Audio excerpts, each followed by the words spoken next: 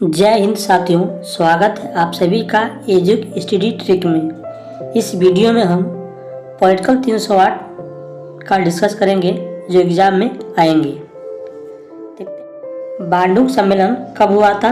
1955 में, जिसमें भारत की भूमिका उल्लेखनीय थी और इसी सम्मेलन में गुटनिरपेक्ष आंदोलन की नींव पड़ी। विदेश नीति को घरेलू आवश्यकताओं का बाह्य प्रक्षेपण कहा जाता है, जिसका मूल उद्देश्य क्या है? राष्ट्र एकता अखंडता को कायम रखना। इसी संबंध में नेस्क नामक विद्वान ने यह परिभाषा दी है कि भारत की अवस्थिति एशिया में केंद्रीय है, इसलिए हिंद महासागर, दक्षिण पूर्व एशिया, पश्चिम एशिया, मध्य एशिया में यदि कुछ घटना होती है तो उसका प्रभाव भारत पर पड़ता है। भारतीय विदेश नीति के मूल उद्देश्य क्या क्या है? तो दक्षिण एशिया को मुक्त व्यापार के क्षेत्र के रूप में विकसित करना और विदेश नीति का उल्लेख अनुच्छेद 51 में मिलता है। EU वर्तमान समय में भारत का सबसे बड़ा व्यापारिक भागीदार देश है और भारत तेल आयात करने वाला दुनिया का छठा सबसे बड़ा राष्ट्र बन चुका है। समझौता किसके बीच हुआ था? भारत और चीन के बीच। कब? 29 अप्रैल 1954 को, जिसका नेतृत्व किसने किया? शाहू एनलाई और पंडित जवाहरलाल नेहरू। चीन द्वारा भारत पर कब अटैक किया गया था? तो 1962 में। 1955 में एफ्रो एशिया सम्मेलन हुआ। कहाँ? बांडुंग में, जो कहाँ है? इंडोनेशिया है। प्रथम एशियाई संबंध सम्मेलन कहाँ हुआ? नई दिल्ली में। भारत सोवियत यानी रूस शांति मैत्री सहयोग संधि कब हुई? तो अगस्त 1971 में। गुट निरपेक्ष आंदोलन के नेता कौन कौन थे? नासिर, टीटो और पंडित नेहरू। इसमें भूमिका किसकी थी? पंडित नेहरू की। पहला जो गुट निरपेक्ष आंदोलन हुआ कब हुआ था? 1961 में। कहा? बेलग्रेड में, जिसका अध्यक्षता किसने की? तो टीटो ने। शिमला समझौता कब हुआ? 1972। कब? 1972। इनके बीच इंदिरा गांधी और जुल्फिकार अली भुट्टो के बीच। कारगिल युद्ध कब होता है? 1999। दक्षिण एशिया का सबसे बड़ा देश कौन है? तो है अपना भारत। माओवादी का संबंध किस राष्ट्र से है? तो नेपाल से। और नस्लवादी श्रीलंका से। भारतीय विदेश नीति एक नई दिशा संकेत, यह पुस्तक किसने लिखी है? तो वेद प्रताप वैदिक ने। भारत चीन युद्ध सुलझाने का प्रस्ताव कौन सा प्रस्ताव था? तो कोलंबो प्रस्ताव। हैंड्स ऑफ श्रीलंका का सिद्धांत किसने प्रतिपादित किया? तो इंदिरा गांधी ने। INA यानी इंडियन नेशनल आर्मी का पुनर्गठन किसने किया? तो सुभाष चंद्र बोस ने। कब किया? 1942 में। इनका जो फेमस कथन है वह कमेंट में आप बताएं। भारत और चीन के बीच विवाद के क्या क्या कारण थे? तो सीमा विवाद था, तिब्बत पर कब्जा और दलाई लामा का भारत में शरण। तो दलाई लामा ने भारत में शरण कब ली? तो 1959 में। यह क्वेश्चन आपसे पूछ सकता है। 1962 में चीन युद्ध के बाद किसने इस्तीफा दिया? तो VK मेनन। नेपा या उत्तरी पूर्वी सीमांत राज्य किसका पूरा नाम है? तो है अरुणाचल प्रदेश। सिंधु नदी जल संधि किसके बीच हुई? तो भारत और पाकिस्तान। कब? 1960 में। नेतृत्व किसने किया? तो पंडित जवाहरलाल नेहरू और अयूब खान। चौथी पंचवर्षीय योजना कब शुरू हुई? 1969 से। अरब इजरायल युद्ध कब हुआ? 1973 में। और भारत ने अपना पहला परमाणु परीक्षण कब किया? 1974 में। तो आप कमेंट में बताएं कि पंचवर्षीय योजना कब शुरू हुई? पहली, दूसरी, तीसरी और चौथी, क्योंकि यहाँ से यही क्वेश्चन आपको पूछ सकता है। दातुक हुसैनम का यह कथन कहीं पूछा जाता है कि एशियान न तो एक सुरक्षा संगठन है और न ही इसे ऐसा होना चाहिए। आगे देखते हैं। एशियान देश शिखर सम्मेलन कब हुआ था? 6 से 7 अक्टूबर 2003 कहाँ? बाली, इंडोनेशिया में। और इसमें संपन्न 4 साझेदार उपस्थित थी किसकी? भारत, चीन, जापान और दक्षिणी कोरिया की। प्रथम शिखर सम्मेलन कब हुआ? 7 से 8 दिसंबर 1985 ढाका में। और इस समय दक्षिण एशियाई क्षेत्रीय सहयोग संगठन सार्क का क्या होता है? विद्वत गठन होता है, जिसमें 7 सदस्य हैं। कितने? 7 सदस्य। IPS बनम, जैसे भोजपुरी में लोग कहते हैं ना IPS बनम, यानी इंडिया, पाकिस्तान, श्रीलंका, बांग्लादेश, भूटान, नेपाल और मालदीव। यह है याद करने का ट्रिक। क्या करने के लिए? IPS बनम। चार्टर अनुच्छेद 10 में यह निर्णय लिया गया क्या? कि सार्क सम्मेलनों और बैठकों में द्विपक्षीय विवादों का कोई स्थान नहीं होगा। सार्क का द्वितीय शिखर सम्मेलन कहाँ होता है? बंगलोर, 16 से 17 नवंबर 1986 को। इसका जो मुख्यालय यानी अस्थायी सचिवालय का है? काठमांडू। और इसका जो प्रधान अधिकारी है क्या कहलाता है? महासचिव, जिसका कार्यकाल होता है 2 वर्ष। और वर्तमान में कौन है? अर्जुन बहादुर थामा। सार्क का तीसरा शिखर सम्मेलन कहाँ होता है? काठमांडू, 1987 में। 8वां शिखर सम्मेलन कहाँ होता है? नई दिल्ली, 1995, जो भारत में होता है। 12वां शिखर सम्मेलन पाकिस्तान में होता है। कब? 2006 में। और इसी समय साफ्टा लागू होता है। आसियान सम्मेलन एक समुदाय एक लक्ष्य नारा कब दिया गया? 2011 में। IMF इंटरनेशनल मॉनेटरी फंड यानी अंतर्राष्ट्रीय मुद्रा कोष की स्थापना कब होती है? 29 सितंबर 1945। किस सम्मेलन के द्वारा?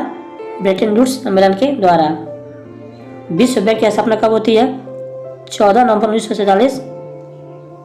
ये यूएनओ के आम सभा अभिकरण के माध्यम से। विश्व बैंक को ही IBRD के नाम से जाना जाता है। WTO यानी वर्ल्ड ट्रेड ऑर्गेनाइजेशन किसका उत्तराधिकारी संस्था है? तो है गेट का। गेट कब लागू हुआ? 1948 में। ओके, तो गेट का फुल फॉर्म क्या है? General agreement and tariff and trade, जिसमें वर्तमान सदस्य का कितने हैं? 150। सार्क का 15वां शिखर सम्मेलन कहाँ होता है? कोलंबो में। तो सार्क दिवस कब मनाते हैं? 8 दिसंबर को। और इसका जो 18वां शिखर सम्मेलन है वह कहाँ होता है? काठमांडू। कब? 2014 में। क्वाड, इसको कार्ड भी कहते हैं। तो क्वाड में कौन कौन देश शामिल हैं? भारत, अमेरिका, जापान और ऑस्ट्रेलिया। यह पहली बार कब मिले? तो 2007 में। और इसका जो प्रथम शिखर सम्मेलन होता है कब होता है? 12 मार्च 2021 को। 2023 में इसकी मेजबानी कौन करेगा? ऑस्ट्रेलिया करेगा। और क्वेड की स्थापना कब होती है? तो वह 2004 में। यहाँ से क्वेश्चन पूछा जाएगा, इसलिए आप जो भी फैक्ट है इसको याद कर लीजिए। WTO की स्थापना कब होती है? 1 जनवरी 1995 में। और गेट कब लागू होता है? 1948 में। इसका सबसे नया सदस्य देश कौन है? अफगानिस्तान। मुख्यालय इसकी कहाँ है? जिनेवा। और स्थापना के समय सदस्य कितने थे? 104। परीक्षक देश कितने हैं? 25। आगे देखते हैं यूरोपीय संसद के सदस्य कितने? 157। मुख्यालय कहाँ है? बेल्जियम। इसका न्यायालय क्या कहलाता है? लग्जमबर्ग में। प्रतिनिधित्व ज़्यादा देश कौन करता है? जर्मनी। यूरोपीय संघ में जो यूरोप प्रचलन हुआ कब से हुआ? 1 जनवरी 2002 से। मेकांग गंगा सहायक क्षेत्र कितने हैं? 4। तो वीडियो आपको पसंद आए तो लाइक करें और सब्सक्राइब करें। अंतर्राष्ट्रीय राजनीति में जो 3 संगठन पाए जाते हैं, तो जो राजनीतिक संगठन हुआ क्या है? राष्ट्र संघ। सैनिक संगठन क्या है? नाटो। आर्थिक संगठन क्या है? WTO। इसका फुल फॉर्म आप कमेंट में बताएं। UNCTAD फुल फॉर्म क्या है? United Nations conference on trade and development, जिसकी स्थापना कब होती है? 30 दिसंबर 1964 को। ग्रुप 77 की स्थापना कब होती है? ये भी 1964 में। तो UNCTAD की स्थापना कब होती है? 30 दिसंबर 1964 को। पेरिस सम्मेलन कब होता है? 1975 में, जिसे अंतर्राष्ट्रीय सहयोग सम्मेलन भी कहते हैं। 1981 में मैक्सिको के राष्ट्रपति के पहल पर भारत सहित कुल 22 राष्ट्रों ने इस सम्मेलन में सहयोग लिया या सहयोग किया। थर्ड अवार्ड यानी तृतीय विश्व शब्द का जो पहला प्रयोग है वह किसने किया? अल्फ्रेड सेबी ने किया। कब? 1952 में। तो आप ये तो क्वेश्चन पूछ सकता है कि तृतीय विश्व यह जो शब्द है उसका प्रयोग सबसे पहले कब हुआ? 1952 में। किसने किया? अल्फ्रेड सेबी। होरोविज की पुस्तक का शीर्षक क्या है? विकास की 3 दुनिया, जिसमें जो तृतीय विश्व है उसमें राज्य की सबसे बड़ी समस्या क्या है? इकोनॉमिकल बैकनेस यानी आर्थिक पिछड़ापन। आगे बात करते हैं यूनेस्को की। United nation educational social cultural organisation. स्थापना कब होती है? 4 नवंबर 1946 को। 14 दिसंबर 1946 को यूएनए के महासभा द्वारा इनका अनुमोदन प्राप्त होता है। यूनेस्को में यह प्रसिद्ध कथन है कि युद्ध मनुष्य के दिमाग में होता है, इसलिए शांति की आधारशिला भी क्या मानव दिमाग में बनाई जानी चाहिए। इसके धारा 3 के अनुसार क्या है? 3 प्रमुख अंग हैं। कौन कौन? सामान्य सम्मेलन, कार्यकारी परिषद और सचिवालय। तो जो सामान्य सम्मेलन है इसका अधिवेशन प्रति 2 वर्ष में एक बार होता है। कितनी बार? एक बार, हर 2 वर्ष में। प्रारंभ में कार्यकारी परिषद के सदस्य कितने थे? 18, लेकिन वर्तमान में कितने हैं? 24। इनके सदस्य का चुनाव कितने वर्ष में होता है? 4 वर्ष। सचिवालय, जिसका जो प्रमुख अधिकारी वो कौन होता है? Director general. अब बात करते हैं C2 यानी दक्षिण पूर्वी एशिया संधि संगठन। कब बनता है? 18 दिसंबर 1954 को। अब इसके प्रतिनिधि देश कौन कौन है? तो ब्रिटेन, फ्रांस, यूएसए यानी संयुक्त राज्य America, Australia, Pakistan, New Zealand, Thailand और फिलीपींस। स्थापना किस लिए होती है?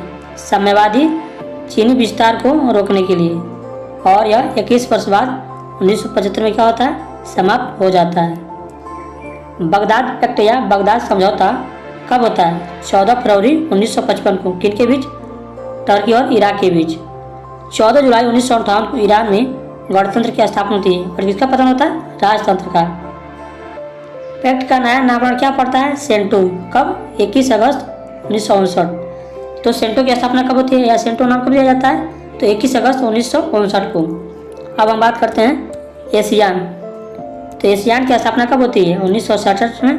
कहाँ? बैंकॉक। कौन कौन देश हैं? Indonesia, Malaysia, Philippines, Singapore, Thailand.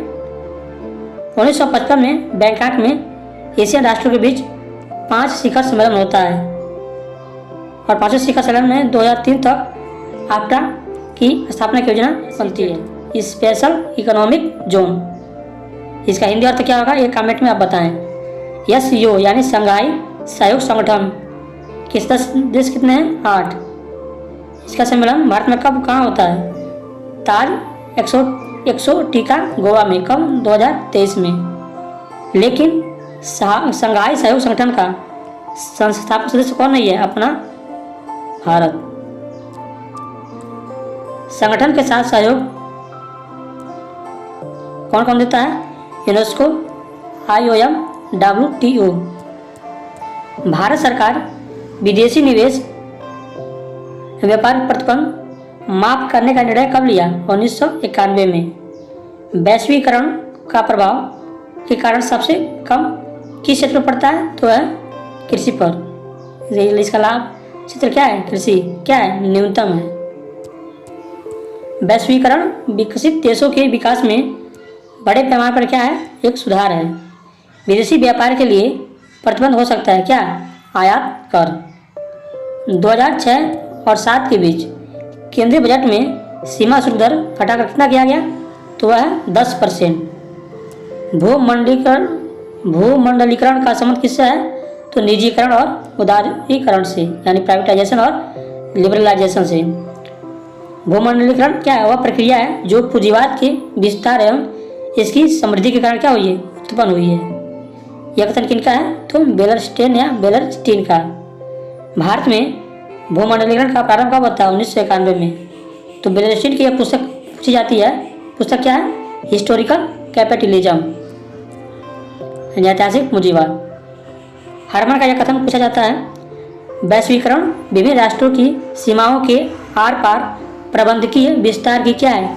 क्रियाशील प्रक्रिया। मानवाधिकार का जो प्रथम चैप्टर है या चार्टर है वह क्या है? Cyrus cylinder. मानवाधिकार आयोग के जो प्रथम अध्यक्ष होते हैं वह कौन होते हैं? रूजवेल्ट या रूजवेल्ट। यह कब बना? यानी मानवाधिकार आयोग कब बना? तो 10 दिसंबर 1948 को। इसलिए 10 दिसंबर को हम क्या मनाते हैं? मानवाधिकार दिवस। तो दिसंबर में मनाए जाने वाले प्रमुख दिवसों का आप कमेंट बॉक्स में लिखें। भारत शिक्षा अधिकार गारंटी का आर्टिकल कौन सा है?